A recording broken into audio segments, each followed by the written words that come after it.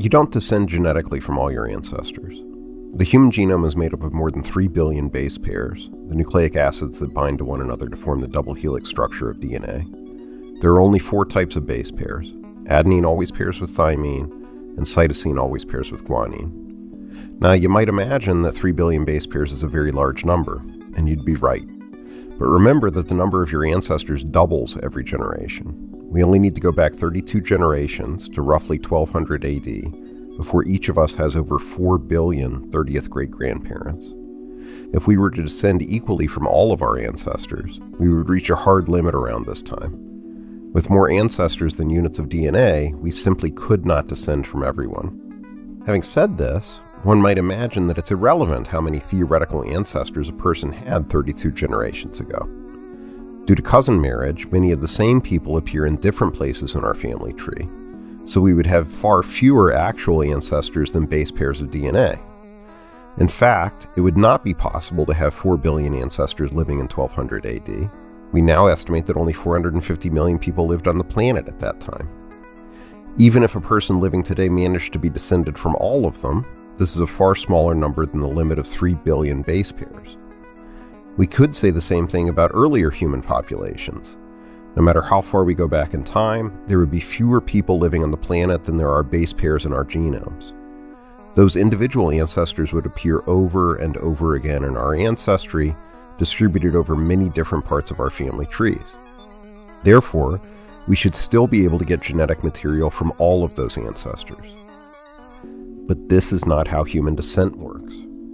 We do not descend equally from all of our ancestors, as David Reich explains in his book, Who We Are and How We Got Here. Each of us gets 23 chromosomes from our fathers and 23 from our mothers, arranged in pairs. 2 chromosomes determine sex. Men receive an X chromosome from their mothers, but a Y chromosome from their fathers. Because of this, we can trace a man's direct paternal ancestor, his father's father's father, going back millennia, by looking at his Y chromosome. It's impossible to use this method to trace a woman's direct maternal ancestor, her mother's mother's mother, going back millennia, because women receive X chromosomes from both parents. However, we only receive mitochondrial DNA from our mothers. We can therefore trace anyone's direct maternal ancestor by looking at mitochondrial DNA. As a result, each of us is born with 47 distinct pieces of DNA, 23 chromosomes from each parent, and 1 complete set of mitochondrial DNA from our mothers. But we do not transmit those chromosomes fully intact to the next generation. Instead, during meiosis, the pairs of chromosomes are interspliced. When a man forms a sperm, he creates a set of 23 chromosomes that has an average of 26 splices. Any chromosome in a typical sperm will therefore have about half of its DNA from the man's father and half from the man's mother. When a woman forms an egg, she creates an average of 45 splices. So the chromosomes in eggs will be split so that roughly 1/3 comes from one of her parents and 2/3 comes from the other parent. Unlike a man's intact Y chromosome, the crossover of genes affects all of a woman's chromosomes, including her X chromosomes, so that the X chromosomes she passes to her children mix the DNA from both of her own parents' X chromosomes. In every generation, these splits take place at different spots in the genome, and there are different numbers of splits that form each time. But on average, every generation adds 71 more splices than the generation before. Knowing this allows genetic researchers to estimate the familial relatedness of 2 people by looking at their genomes. If they share identical sections of DNA, the longer those sections are, the closer in time they are related. This is because there have been fewer random splicing events that have disrupted the shared stretches of DNA. This also creates a fascinating genetic lottery. As generations advance, some ancestors will contribute disproportionately to a descendant's DNA, and some will contribute nothing at all. Why? Each generation, the number of DNA stretches only grows by 71, while the number of ancestors doubles. In other words, the units of genetic descent increase arithmetically, but the units of genealogical descent increase exponentially. So, for example, 3 generations back, you have 8 great-grandparents, whose genetic contribution will be divided into 260 pieces. On average, each will contribute about 5 or 6 chromosomes worth of DNA in 32 large stretches. 9 generations back, say around the year 1800, you have 512 ancestors, whose genetic contribution will be divided into 686 pieces. Although you still have more genetic slots than you have ancestors, some of these ancestors will have passed none of their genes on to you, and some will have multiple stretches of DNA that they gave to you completely intact. At this point, only 72% of these 7th great-grandparents will give you some of your genetics. It only takes a short time for the number of your genealogical ancestors to dwarf the number of your genetic ancestors.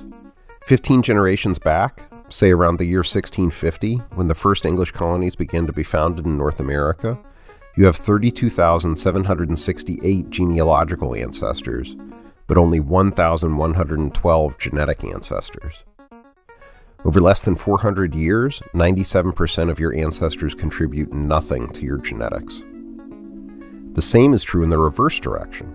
If you have living descendants in 400 years, you have only a 3% chance of contributing anything at all to their genome, unless you are lucky enough to be someone's direct maternal or paternal ancestor.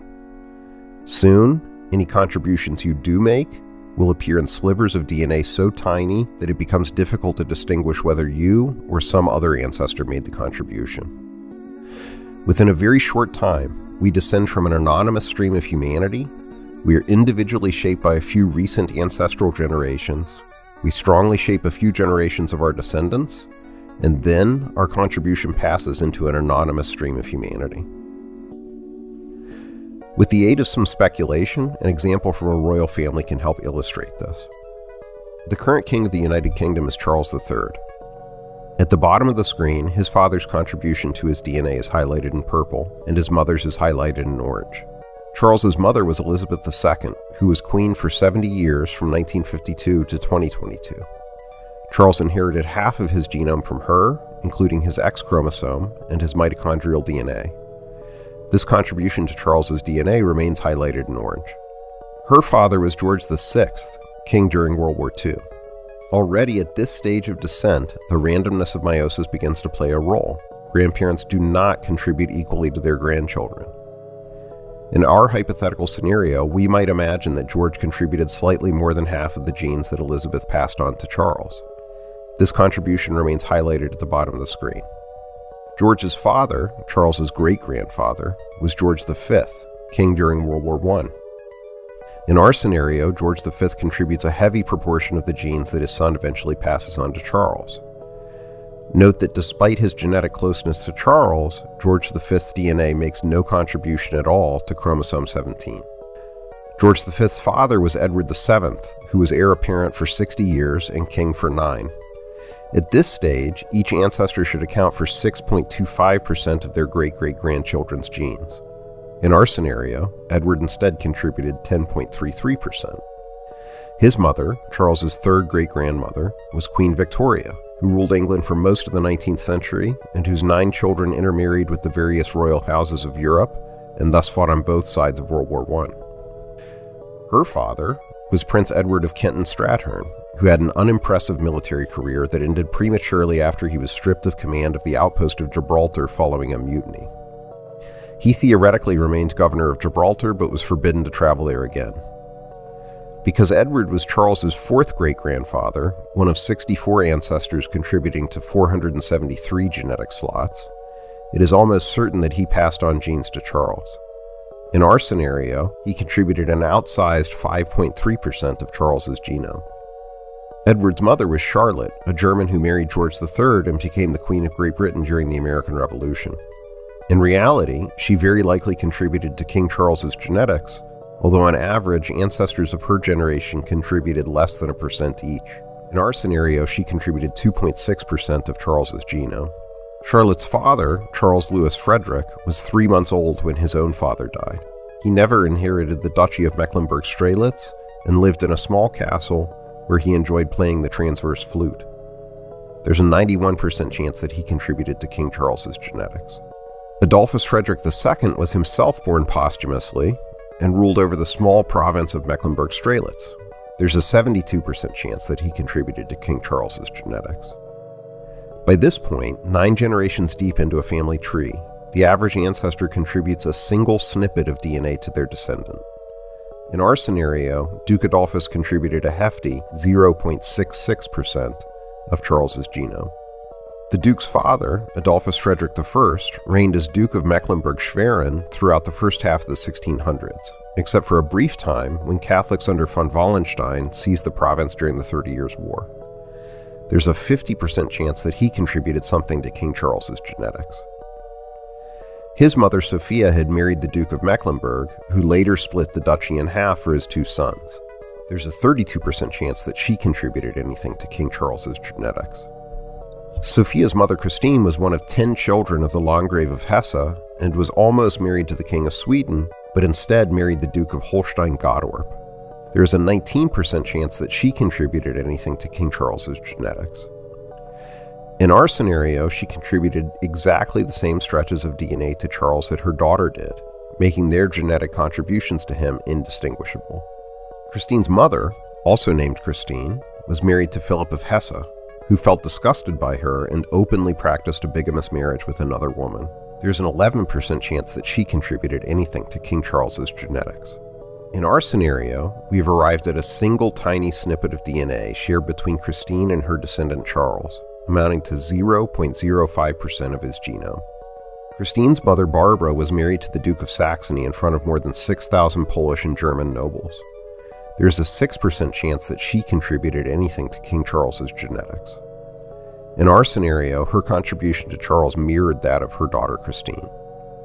Barbara's father Casimir IV Jagiellon ruled Lithuania and Poland from the 1440s until 1492, when that territory stretched from the Baltic Sea to the Black Sea. There's only a 3% chance that he contributed anything to King Charles's genetics. In our hypothetical scenario, he is the first genealogical ancestor in this line of descent to contribute nothing to King Charles's genome. All of Casimir's myriad ancestors would also contribute nothing at all to Charles's genetics. As Charles's case illustrates, had our genealogical ancestors not existed, we would not exist. But their genetic contributions to us disappear with time, much like our memories of them. The same will become true for us and our own genetic contributions to our future descendants. In a few short centuries, those descendants will resemble us only insofar as we are all made up of the DNA of our ancient forebears, long since shattered into a cacophony of tiny fragments.